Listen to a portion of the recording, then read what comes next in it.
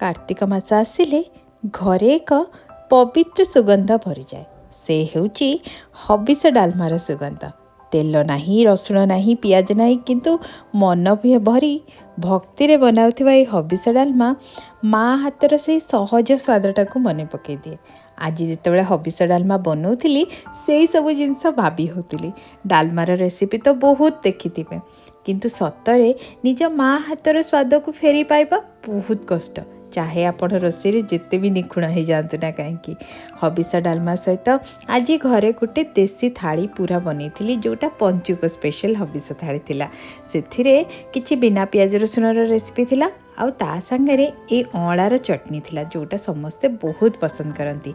अँला ता संगे कंचा लंका, आंब कसिया, अदा, धनिया पत्र आ नड़िया कोरा एतिकी को टिके जीरा और लुण दे बाटी नेबे। बहुत ही टेस्टी लगे आपणकर हबिष थाली सहित। पंचुक दिने यही सहज खाद्य केवल देह को नुहे मन को मध्य पवित्र करे।